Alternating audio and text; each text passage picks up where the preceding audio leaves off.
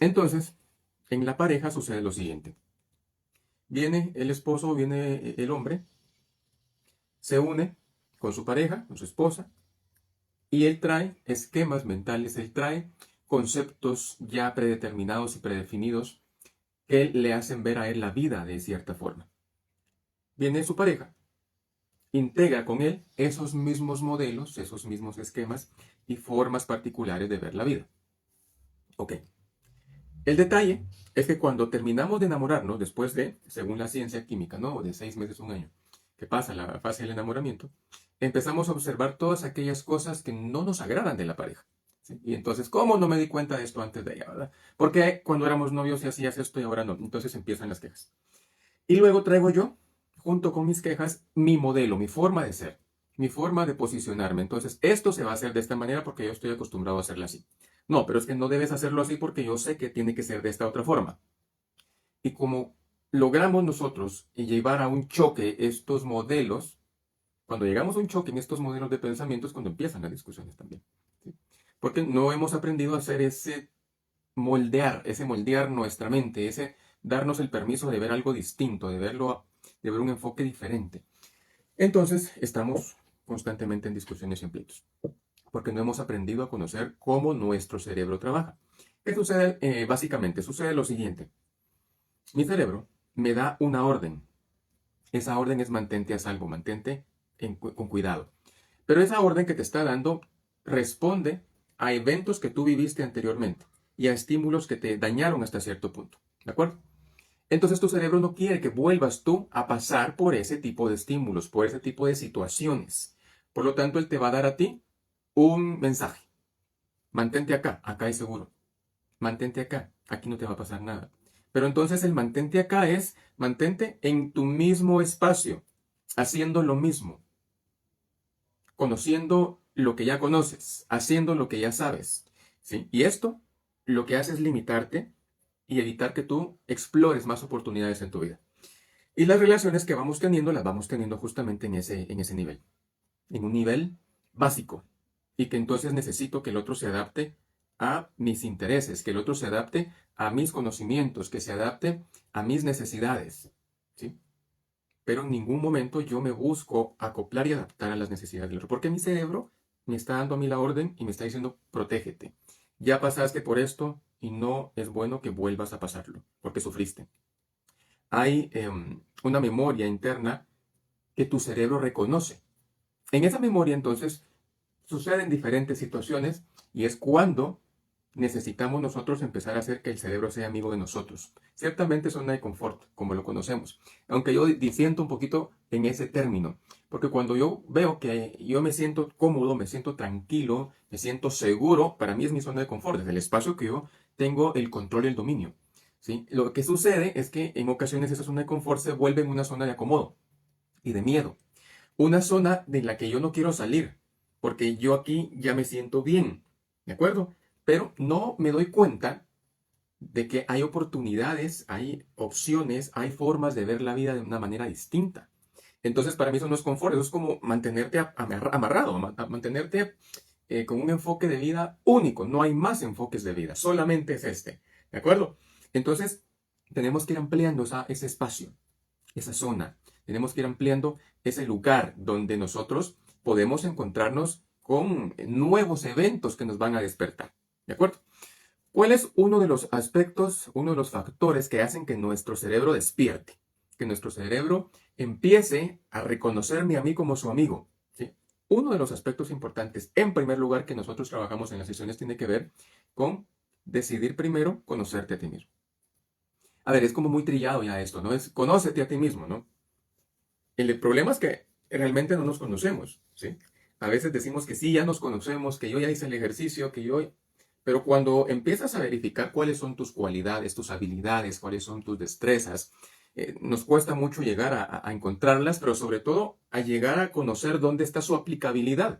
Eso no lo encontramos. Pero cuando te pedimos que hagas un listado de tus defectos, como dicen, ¿no? Ese listado es extenso. Pero eso no es conocerte, esto es seguirle agregando esa dosis de daño, esa dosis de voces negativas que afectan tu autoestima Y eso no permite que crezcas, no permite que tú encuentres eso novedoso que hay en ti. Entonces, uno de los primeros pasos es la pregunta general que nos lleva a filosofar hasta cierto punto. A ver, ¿te conoces a ti mismo? ¿Sabes cuál es tu personalidad? ¿Sabes tus rasgos de personalidad? ¿Sabes por qué actúas como actúas? ¿Sí? ¿Sabes a qué responde esto básicamente? Entonces, cuando tú haces esas preguntas y estás en diálogo con tu cerebro, en ese aspecto, el cerebro hasta cierto punto entra en shock. Porque dice, no, yo creo que aquí mejor no nos metamos porque es riesgoso. Darme cuenta quién soy, darme cuenta para qué. No, esto no. ¿Sí? Y entonces limitamos nuestro autoconocimiento. Por consiguiente, entonces, es importante que hagamos ese refuerzo y estimulemos al cerebro. A ver, conócete, ¿quién eres tú? ¿Por qué piensas de esta forma? ¿Sí? ¿Quién te enseñó a pensar de esta manera? ¿Quién te dijo que la vida tenemos que vivirla únicamente de esta manera? ¿Sí? ¿Quién te dijo a ti que puedes pensar solamente de esta manera? Entonces, empezamos nosotros a tener una mirada distinta.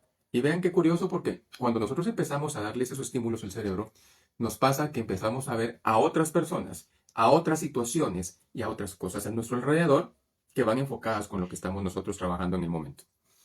A nosotros nos pasó, en la familia compramos un vehículo hace unos años, una marca de vehículo, y nosotros por lo regular casi no veíamos ese carro, ¿no?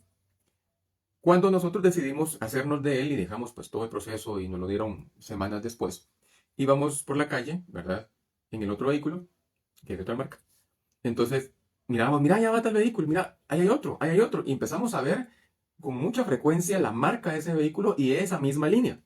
Y nos llamó la atención. ¿Y qué sucede? Que cuando tú le das a tu cerebro un enfoque, tu cerebro trabaja en función de él. Y únicamente él va a ponerle atención más a eso que tú, en lo que tú estás interesado. ¿Sí? Si tú estás interesado en crecer personalmente, en desarrollar tu autoestima, si estás enfocado en mejorar tus relaciones interpersonales, si estás enfocado en mejorar tu rendimiento académico, si estás enfocado en mejorar también tus ingresos económicos, entonces tu cerebro va a empezar a enfocarse en diferentes aspectos que van en la línea de estos intereses que tú tienes. ¿De acuerdo? Entonces, empecemos por ahí. A ver, ¿qué tanto te conoces? Si yo soy Emilio, pues, pero ¿qué más? ¿Cuáles son mis intereses particulares? ¿Cuáles son las áreas que a mí me cuesta modificar en mi forma de ser? ¿Cuál es mi personalidad? A ver, ¿cuáles son mis rasgos de personalidad? Posiblemente yo sea una persona callada, tímida, impaciente, y posiblemente yo sea muy hipersensible, una persona de alta sensibilidad, una persona perfeccionista o obsesiva, o sea, muy impulsivo. ¿Ya te conoces en este aspecto? ¿Ya sabes cómo eres? ¿Ya sabes qué mueve también tu interior? Una vez que tú logres conocerte y logres trabajar con tu cerebro ese enfoque, es importante que vayas a otro punto. El otro punto es decidir y aprender a superar los dolores y los traumas. Aquí tengo mi chivito apuntado. ¿Sí? Decidir y aprender a superar tus dolores y tus traumas. Muchos de nosotros venimos con heridas de nuestro pasado, con heridas que nos afectan y que nos han hecho daño, con situaciones de nuestra vida, con personas en nuestra vida que han marcado nuestra historia. ¿De acuerdo? Bien. ¿Qué pasa entonces cuando yo me conozco? Yo sé cómo voy a reaccionar, yo sé qué palabras voy a emplear, yo sé qué gestos voy a hacer hasta cierto punto, yo sé inclusive cómo mi cuerpo va a reaccionar. ¿Sí? Porque en ocasiones mi cuerpo se pone muy acelerado, hay muchas palpitaciones, o me siento que me desmayo, tengo ansiedad, tengo sensación de ahogo, si tengo presión en el pecho, yo sé que eso me puede suceder. Pero entonces tú vas con tu cerebro ayudándole también a que aprenda a reconocer por qué se pone de esa forma y cómo mejorar la respuesta. Ok, pero a ver, ¿por qué respondo yo de esa forma? Y es ahí cuando yo debo ir a revisar qué provocó en mí estas respuestas. ¿Qué provocó en mí esta situación? Entonces, yo me observo básicamente que tenemos allí que decidir y aprender a superar dolores y traumas. Esos dolores son producto de eventos y situaciones que nosotros estamos padeciendo hasta cierto punto. ¿Sí? ¿Cuáles son? No los conocemos a veces. Es un detalle interesante. No conocemos cuáles son nuestros dolores. No conocemos cuáles son nuestros porque nos duelen. Entonces el cerebro está enfocado en protegerte. Y hace un buen trabajo en protegerte. El detalle es que, como ganancia secundaria, que de pronto no es ni ganancia, diría como efecto secundario, lo que hace tu cerebro es, sí, te protege, pero te limita y no te permite ver una perspectiva diferente. Y en ocasiones hace que tú vayas reproduciendo estas situaciones. ¿verdad? Entonces, es importante que nosotros tengamos, primero, el autoconocimiento. Segundo, la decisión y el deseo de aprender a superar dolores y traumas. ¿Cómo hacemos esto, Emilio? Bien. Cuando trabajo yo justamente en el tema de superar dolores y traumas, bueno, yo trabajo dos formas básicamente, pero pueden haber más dentro de otro tipo de modelos de terapia de atención e intervención. Uno es el reconocer y sanar nuestra herida, trabajar todo el componente histórico que nos lleva a una serie de sesiones. Pero también está el trabajar con el aquí y ahora, el trabajar con lo que tú tienes, con lo que eres, para proyectarte a futuro, desde esa línea. ¿Sí? Yo integro justamente ambas. ¿Ok? Cuando yo veo, porque he tenido varios pacientes que tienen bloqueos justamente en la parte histórica y no les permite crecer y avanzar en su proyección a futuro y sobre todo en su conciencia de presente, aquí hay que trabajar mucho para ir desbloqueando y desbloqueando y desbloqueando porque nos duele. No queremos desbloquear. Y hay personas que me han dicho es que para qué recordar el pasado si eso ya pasó. Genial, ya pasó y es cierto. Pero a ver, ¿es cierto que ya pasó en ti? ¿Es cierto que así como tú dices ya pasó, tus reacciones, tus respuestas, tus formas de relacionarte, tus formas de poder hacer frente a la vida son iguales a esos eventos que viviste dolorosos y tú causas ese mismo dolor en los demás? Ok, es que no ha pasado. Es que todavía hay un dolor allí que hay que atender. Hay un dolor que hay que sanar. Pero para poder sanar ese dolor, tengo que reconocer que lo tengo. Tengo que reconocer que me duele. Y cuando yo lo he hecho, sucede que de pronto la persona con la que yo me aboqué para verlo me defraudó, me abusó de mi confianza, abusó de mi cercanía, no le puso valor a lo que yo le conté, no le importó realmente lo que yo le estaba mencionando. Y eso duele. Eso daña el corazón. Y eso hace que tu cerebro registre ese evento y dice, no, no vuelves a confiar en las personas. ¡Pum! Es que si confías en la gente, te va a pasar esto. ¡Pum! Y se activa el recuerdo. Por lo tanto, ¿qué pasa con nosotros? Empezamos a ser personas aisladas, personas que preferimos no decir nada, nos callamos, nos guardamos las cosas, me pueden a mí insultar, decir muchas situaciones, ¿no? Y entonces yo guardo y callo, yo no digo nada, es que la gente es mala y la gente siempre se aprovecha de lo que uno dice, por una experiencia que tuviste previa, una experiencia posiblemente con una persona. Y tu cerebro registró eso como que fuera universal, como que fuera una situación genérica. Ojo, por esa experiencia que viviste, tu cerebro se ancló. Y el ancla que dejó es, las personas no son buenas. No confíes, te va a volver a pasar. Entonces, ¿qué pasa? Que necesitamos nosotros poner otra ancla. Y esa ancla tiene que ser la posibilidad de decidir y aprender a superar mis dolores y mis traumas. Y entonces debo aprender a acercarme y a buscar personas que me nutran y con quien yo también pueda aportar y nutrir. Personas que sean mi refugio. ¿De acuerdo? Personas en las que yo también puedo ofrecer ese refugio y empezar a recordar que sí puedo ser y tener confianza. Yo puedo ser confiable y puedo también tener confianza en los demás. Cuando yo decido esa parte, le estoy dando una instrucción a mi cerebro y le estoy diciendo, cerebro querido, amigo cerebro, ¿sí? Sí se puede confiar en la gente. Estoy teniendo una experiencia diferente a la que tú viviste en su momento. Entonces tú vas a registrarla. Y cuando tú vuelvas a ampliar tu círculo de personas y con quien quieras confiar, primero vas a saber cómo hacerlo, porque no solamente de llegar y contar todo, no. Vas a saber cómo hacerlo, vas a saber con quién hacerlo. Y vas a darte cuenta, porque aprenderás a hacer lectura de las personas con quienes tú sí puedes confiar y compartir tus situaciones personales. ¿Por qué? ¿Qué pasa después? Porque también estamos expuestos a esto. Pasa que de pronto volví a confiar. Tuve una experiencia buena, pero también tuve una experiencia no muy agradable. ¿Y qué pasa? Mi cerebro vuelve otra vez. ¿Ya viste? No debes confiar. Las personas todas son iguales. Las personas hacen daño. Entonces te vuelves a alejar. ¿Mm? Pero tienes que recordarle a tu cerebro que hay una experiencia positiva. ¿Y qué fue lo que aprendió tu cerebro acá en esta experiencia positiva? ¿Cómo es esa persona a la que tú te acercaste? ¿De qué manera lo hiciste? ¿Cómo ves que esa persona cuida lo que tú dices? Y valora también y te ayuda en ese sentido. Entonces debes tener un registro de por dónde guiar también tú la cercanía a las personas. Porque no puedes tú confiarte de todos, ciertamente. Entonces, en esa decisión de aprender a superar dolores y traumas, le estás dando a tu cerebro una orden. Yo voy a superar esto. Yo voy a transformar esto en mi vida. Yo voy a darle un enfoque diferente. Y aquí uno con el quién soy yo. ¿Cómo es mi forma de ser? Y mi forma de ser va a ser en virtud de conocerme y aprender también a sanar y superar estos dolores y traumas. ¿Qué sucede si yo no me conozco? No me acepto y no puedo ayudarme ni ayudar a los demás. Y tenemos personas que viven con bloqueos y viven con negación. Y dicen, pues no, así son las cosas y yo sigo mi vida como es, sigo atropellando a los demás, sigo golpeando a los demás, sigo expresándome como me dé la gana y los demás tienen que hacerle ganas porque yo soy así, ¿ok? Sí, pero no estamos dispuestos a aceptar que tú atropelles a toda la gente, no estamos dispuestos que tú continúes siendo de la misma forma como eres, no estamos dispuestos porque también yo tengo autoestima, yo también tengo mi particular forma de ver la vida y yo sí me respeto. Por lo tanto, tú no formas parte de mi espacio vital. Y esa relación que te hace daño, tú la alejas porque no es parte de tu desarrollo vital.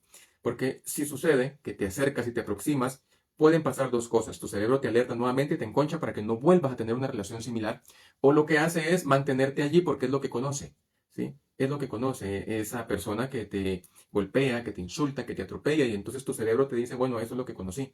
Aquí me quedo. En este camino voy a continuar y me voy a mantener. ¿Ok? Entonces, no conoces que hay un refugio, no conoces que hay una forma de ver la vida distinta, que hay personas buenas también, ¿sí? Entonces, tu cerebro, aún que sabe que va a sufrir y le va a doler, pues, ¿qué es lo que conoce? Es lo más cercano a la seguridad que tiene registrado en su mente. Esto es como el caso de un niño. Bueno, pongamos ejemplos como estos, les voy a contar. Es como el caso de, sí, dejémoslo en el niño, ¿no? Que su mamá es un cactus. Su mamá es un cactus. ¿Qué pasa si esa persona no tiene una figura representativa de mamá en su vida o de papá? Y le dicen, mira, esta es tu mamá. Y es el cactus, ¿verdad? Es el cactus. Y ustedes saben que el cactus tiene muchas espinas. Entonces, en su memoria, en su mente, el niño lo que hace pequeñito es reconocer esa figura y llegar a buscar también ese afecto. Llega, se acerca y cuando se acerca, ¿qué creen ustedes que pasa? ¿Sí? Pincha, ¿ok? Pincha, duele. Cuando me acerco a abrazar, me duele. Entonces, ¿qué pasa? Me retraigo, me retiro porque me dolió, pero no tengo en mi mente, ¿sí? Un registro de esa figura materna que a mí me dio amor, me dio calor. No. Lo único que tengo de referencia es a este cactus. Este cactus es lo que me refiere a mí mi figura materna. Entonces yo voy a seguir insistiendo y me voy a seguir acercando. Y me voy a seguir acercando y voy a seguir sufriendo. Voy a seguir teniendo piquetazos en mí. ¿Qué va a pasar con el tiempo? Que voy a aprender a convivir con esa figura. De pronto no tan cerca porque me lastima, pero igual voy a estar con ella, porque es lo que me representa a mí, mi figura de amor, de cuidado, esa figura que me lastima, que me hiere. Y así entonces, si esta criatura crece, lo que va a buscar son figuras que le hagan lo mismo, porque no conoce a otra figura distinta, no sabe que también hay buen trato, no sabe que también hay amor, porque su cerebro se quedó fijado justamente en esa representación de amor, de vida, de protección y de cuidado. Entonces va a buscar y va a buscar y va a seguir buscando los mismos patrones de dolor. Y por más que tú le digas, mira, es que no es por ahí, es que mira, está sufriendo, sí, pero es que es lo que tu cabeza conoce, es lo que tu cerebro reconoce. ¿Sí? Y la persona no es consciente de eso. Entonces, cuando vamos trabajando en la línea de hacer consciente lo inconsciente y de conocernos quiénes somos, empezamos nosotros a sanar y superar los dolores y los traumas. ¿De acuerdo? Y entonces logramos nosotros avanzar en este proceso de nuestra transformación personal. Si seguimos así nosotros, sin darle a nuestro cerebro un enfoque distinto para que realmente sea nuestro amigo, nosotros vamos a continuar llevando síntomas en nuestro cuerpo, llevando síntomas en nuestras emociones, ¿sí? Síntomas físicos y síntomas psicológicos. Nuestro sistema nervioso, en la parte del cerebro, está estimulado. Cuando tenemos una crisis de ansiedad, el sistema nervioso simpático está muy excitado y hay que regularlo. Y ahí hacemos una serie de ejercicios para regular. Pero si me voy un poco atrás en tu historia, yo quiero entender cuánto tiempo de tu vida pasaste en alerta y con un sistema nervioso simpático excitado, sobreexcitado, diría yo. ¿Ok?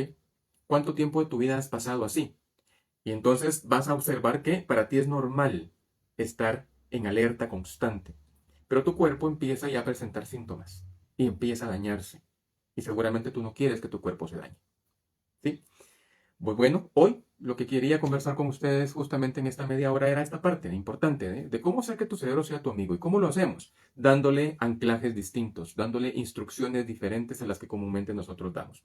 Y si quieres conocer más de esto y cómo lograr que tu cerebro sea tu amigo, pues escríbeme por mensaje y con mucho gusto yo por allí te puedo ayudar, te puedo atender, puedo servirte. Tengo una comunidad con la que comparto contenido frecuentemente, distinto a lo que trabajamos aquí en Instagram, pero también tengo pacientes con quien atiendo y con quienes trabajo fuera del país. Yo estoy en Guatemala, trabajo también en clínica en Guatemala y trabajo con pacientes en Estados Unidos. Entonces, si tú estás interesado en ayudar a tu cerebro a mejorar el anclaje, ayudar a tu cerebro a que tenga un enfoque distinto, a que vea la vida de una manera diferente y aprenda también a cómo sobrellevar sus relaciones interpersonales, relaciones de pareja, a cómo tu pareja también puede ayudar a su cerebro a mejorar su anclaje y sus enfoques, escríbeme. Y con mucho gusto podré ayudarte. Yo me fascina, me encanta mucho poder trabajar con mis pacientes y ayudarlos sobre todo a crecer y ver cómo ellos poco a poco van mejorando su condición de vida. Yo me he dedicado a esto por más de 10 años, ¿sí? Y pues Dios me puso en esta línea, en este servicio y aquí estaré hasta que Él me lo pida, ¿verdad? Y hasta que Él me indique. Y pues bueno, me dio mucho gusto poder conversar contigo y enseñarte estrategias importantes para que tú logres darle un anclaje diferente a tu cerebro. Pues bueno, saludos aquí a Geraldine que estuvo con nosotros, a Elida, también un abrazo para ti, a Alice, gracias por unirse a este en vivo y pues por acá lo dejamos para estén atentos porque en otra ocasión vamos a trabajar otros contenidos y voy a estar preparando una masterclass que por acá les voy a dar el nombre porque lo consulté con mi comunidad y decidieron, aquí está, que podamos trabajar relaciones de pareja, cómo mejorar la comunicación y fortalecer el vínculo. ¿Sí? Si estás interesado en poder tener acceso a esta masterclass sin costo, déjame un mensaje y yo te cuento cómo puedes acceder a esta masterclass. Y luego voy a estar poniendo en encuesta 2 temas más por allí que quedaron con casi cercanos en punteo, para que entonces tú decidas cuáles de estos te gustaría que conversemos también por este medio. Me dio gusto saludarte, que estés muy bien.